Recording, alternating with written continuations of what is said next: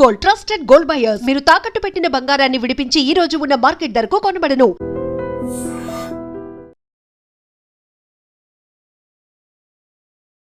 నమస్కారం, welcome to I dream. ధర్మ మార్గం విత్ విజిత కార్యక్రమానికి స్వాగతం.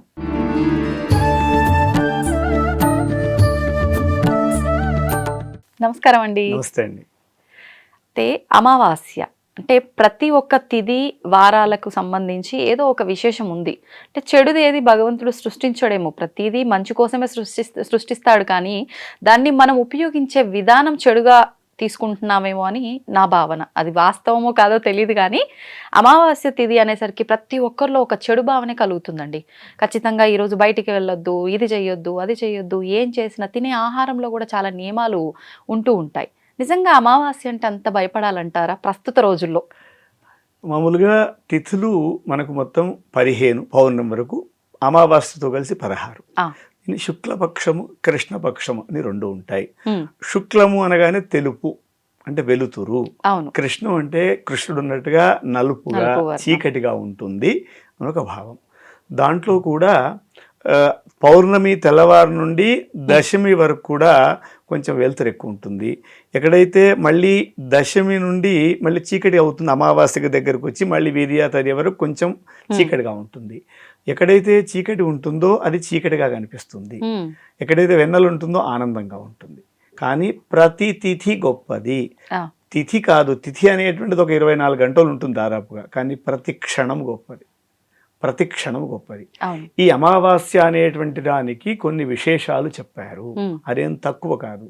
దానికి జగత్తులో అన్నింటికంటే భగవంతుని కంటే కూడా ఇంకా ఏదైనా గొప్ప అర్చన ఉందా అని మనం ప్రశ్న వేసుకుంటే దానికి చెప్పింది పితృదేవతలకు అర్చన చేయడము. దాన్ని అమావాస్యకు పెట్టారు. అమావాస్య ఎంత గొప్పది! ఎందుకంటే భగవంతుడి కంటే కూడా అన్ని దేవతల కంటే ఉంటే గొప్ప అర్చన ఏది ఉంది అంటే పితృదేవతలకు అని చెప్పారు. ఆ పితృదేవతలకు సంబంధించినటువంటి అర్చన అమావాస్యలో చెప్పారు. ప్రతి అమావాస్యకి ప్రతి అమావాస్యకు నిత్యము ఉంటుంది, నిత్యము చేయాల్సింది ఉంటుంది. కానీ అమావాస్య రోజు చేస్తే మర్చిపోతామేమో అని కొన్ని విశేషాలు చెప్పారు. రోజు చేయొచ్చు అంటే ఎవరు చేయరు, రేపు రేపు రేపు అంటూ కాలం అంతా గడిచిపోతుంది. అందుకు సత్యనారాయణ కూడా అంతే. ఒక మంచి రోజు శుభదినం ఉందో శుభదినం అంటే పౌర్ణము కార్తీక మాసం అని చెప్పి పెట్టారు, కానీ కార్తీక మాసంలో చేయకపోతే ఫలితం రాదని కాదు. అలాగే అమావాస్య చాలా గొప్పదిగా చెప్పబడ్డది. పితృకర్మల ఆరంభింపడం కోసం అది చాలా గొప్పగా చెప్పబడ్డది. అందులో నిత్య తర్పణము అని ఉంటుంది. నిత్యము పితృదేవతలకి తర్పణం, నీళ్లు వదిలిపెట్టడం, అది అమావాస్య రోజు వస్తే ఇంకా విశేషంగా చెప్పారు. కనుక అమావాస్య రోజు కొన్ని ముహూర్తములకు నిషిద్ధము. ఎందుకంటే మన ఇంట్లో ఒక శుభకార్యం జరగాలంటే, ఒక ఉపనయనము, లేదంటే ఒక బారసాల, లేదంటే మన వివాహము, గృహప్రవేశం చేసినప్పుడు చంద్రుడు నిండుగా ఉండాలి. చంద్రుడు నిండుగా ఉండాలి అన్నప్పుడు పౌర్ణమి నుండి లేకుంటే ముందు తీసుకుంటాము, దానికి దశమి నుండి దశమి వరకు. ఆ తర్వాత వెళుతూ ఉన్న కొద్ది చీకటి అవుతుంది. అప్పుడు ఆ చంద్రుడి యొక్క పూర్ణమైనటువంటి కళలు ఆ ముహూర్తం పైన ఉండవు. తద్వారా ఆ ముహూర్తం వద్దనే సరే అమావాస్య భయం అని. అమావాస్యకు భయపడాల్సిన అవసరం లేదు. అమావాస్యలో చేయాల్సిన చాలా పనులు ఉన్నాయి.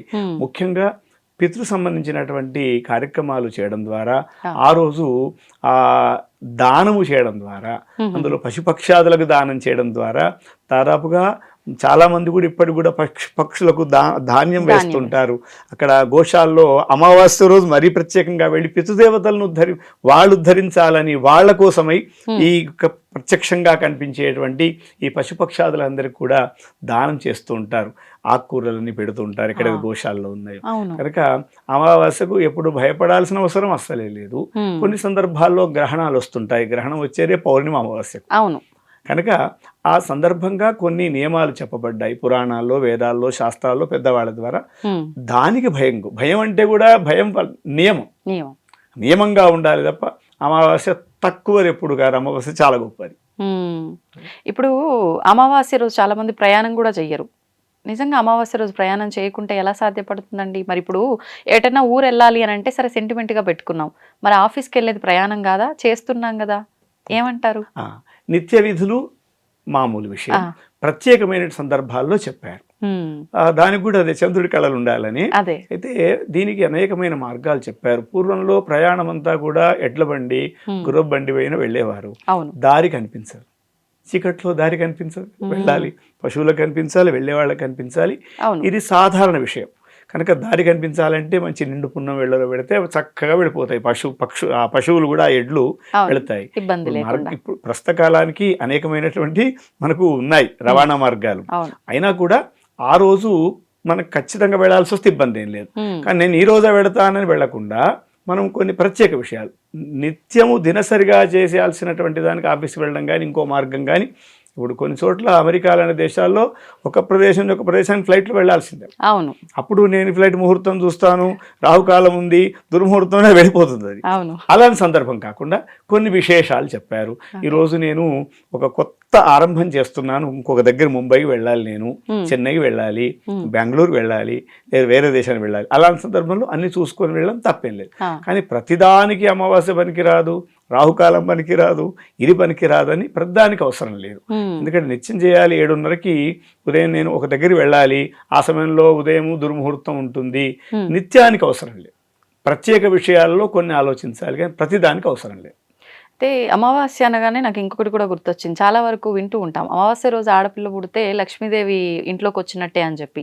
అంటే అమావాస్యకున్న నెగిటివిటీ పోగొట్టడానికి ఇలా మార్చారా పెద్దవాళ్ళు, లేదంటే ఇది వాస్తవమా? వాస్తవమే అది. ఎందుకంటే ఇంతకుముందు చెప్పుకున్నట్టుగా అమావాస్య గొప్పదని చెప్పాం. అమావాస్య ఎందుకు చెప్పారంటే ప్రతి నెలలో మామూలుగా అధిక మాసం రాకుండా ఉండేటువంటి సంవత్సరంలో ప్రతి నెలలో ప్రతి సంవత్సరం కూడా 12 మాసములు వస్తాయి. సో 12 అమావాస్యలు, 12 అమావాస్యలకు విశేషం ఉంది. దీపావళి పర్వదినం పెట్టుకుంటాం లక్ష్మీ పూజ అమావాస్యని. అలాగే ప్రతి అమావాస్యకు ఒక గొప్ప విశేషం ఉంది. ఆ ప్రతి అమావాస్యను కూడా లక్ష్మీగా మనం భావిస్తాం. సో ఆ రోజు అమ్మాయి పుట్టడం ద్వారా అమ్మవారుగా లక్ష్మి అంటే అమావాస్య అంటే అమ్మవారు. అలాంటి అమ్మాయి మన ఇంటికి వచ్చిందని, ఐశ్వర్యం వస్తుందని. అమావాస్య రోజు అమ్మాయి పుడితే, పౌర్ణిమ రోజు అబ్బాయి పుడితే చాలా విశేషం అని చెప్తారు. అయితే అబ్బాయి అమావాస్య రోజు పుడితే దోషం అని కాదు, అమ్మాయి రావడం ద్వారా కొంచెం ఇంకెక్కడి నుంచో ఐశ్వర్యం తీసుకొని వచ్చింది. ఎందుకంటే అమావాస్య అంటే లక్ష్మి, అంతే కనుక చాలా గొప్పదిగా చెప్పబడ్డది. ధన్యవాదాలండి. నమస్కారం. తవ్వుతూనే శివలింగం సరే దాన్ని అట్లా కప్పేసేయండి, చూపించదండి. Krishna is there. మూర్తి పూజ కాదు, సాక్షాత్ బ్రజేంద్ర నందన భగవాన్ ఉన్నారు మూర్తిలో. ఏమీ ఆశించకుండా ఆరాధించే వాళ్ళు కూడా ఉన్నారా ప్రభుజీ? నిజమైన భక్తి అంటే మనకు తెలియదు కాబట్టి